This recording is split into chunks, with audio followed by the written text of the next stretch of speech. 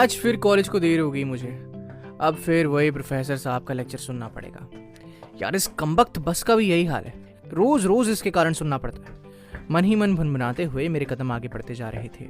9:30 पर पहला लेक्चर होता है एंड ऑलरेडी 9:40 होने वाले थे।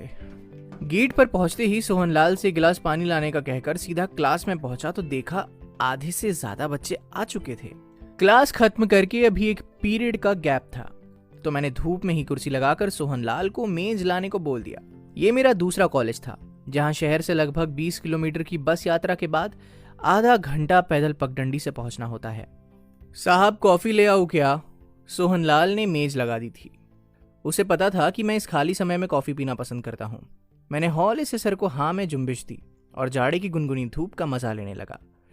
इस पहाड़ी गांव के दुर्गम डिग्री कॉलेज में बहुत दूर दूर के गांवों से बच्चे पढ़ने आते थे, जिनमें लड़कियों की मात्रा लड़कों के मुकाबले काफी ज्यादा थी। ये शायद बदलते समय का ही प्रभाव था कि मेरी इकोनॉमिक्स एमए की क्लास में कुल जमा 30 बच्चों में केवल 3 ही लड़के थे।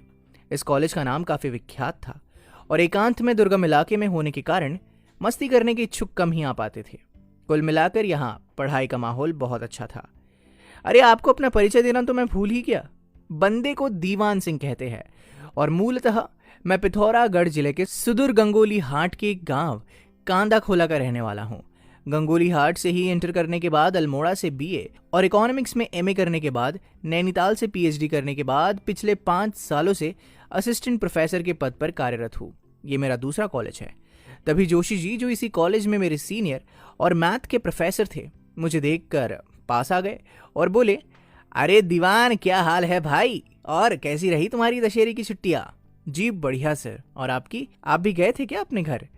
हाँ, अब एक हफ्ते की छुट्टियों में तो जाना बनता ही है, और फिर त्योहारों का मजा तो अपने घर पर ही आता है ना। इतने में सोहनलाल कॉफी ले आया। मैंने जोशी जी से पूछा तो उन्होंने मना कर दिया और लेक्चर लेने अपने क्लास की ओर चले गए। बढ़िया धूप में चिड़ियों की चड़चड़ाहट के साथ कॉफी का घूंट भरते हुए मन खुद ब खुद पुराने दिनों की ओर जाने लगा, जब मैं अपने पहले कॉलेज में नया नया ही अपॉइंट हुआ था। अरे तू कोई काम ढंग से कर पाएगा क्या? विवेक सर का जोर से बोलना मुझे ऊपर से नीचे तक हिला देता था। न जाने कहां कहां से आ जाते हैं मूंग दलने। आता जाता कुछ नहीं, मगर काम खराब करने में सबसे आगे। हट पीछे। और मुझको लगभग धक्का सा देते हुए खुद प्रिंटर पर बिल का कागज लगाने लगे। मैं रुआंसा सा होकर एक कोने में सिमट गया। मेरी गलती कुछ भी नहीं थी, सिवाय इसके कि उनके मुताबिक मुझे बिजली की फुर्ती से कागज बदल देना चाहिए था। वैसे तो मैं कंप्यूटर से संबंधित सभी कामों में दक्ष था, लेकिन उस दिन की बात ही और थी। हुआ कुछ यूं था कि आज सुबह से ही मेरे दिमाग में बस वही आवाज घूम रही थी जो झील के रास्ते से आते हुए सुनी थी। दरअसल कॉलेज तक आने के लिए 2 रास्ते थे।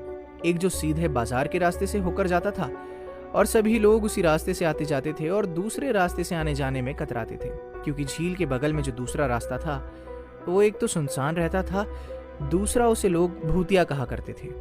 और मेरी दिलचस्पी का सबब बन गया था वो रास्ता, क्योंकि एक तो मेरी भूत प्रेतों में बहुत दिलचस्पी थी, अब भी है, और मैं बड़ी ही शिद्दत से किसी भूत से मिलना चाहता था और अनुभव करना चाहता था। दूसरा, इतने दिनों में मैंने उस रास्ते की इतनी कहानियां सुन ली थी कि एक अजीब सा खिंचाव उस तरफ मुझे ले जाता था।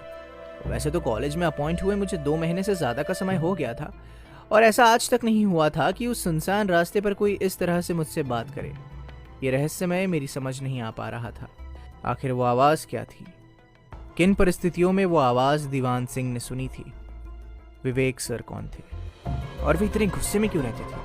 और सबसे बढ़कर झील के बगल का वो रास्ता और उसका रहस्य क्या था? जानने के लिए अगले भाग में बने रहिए।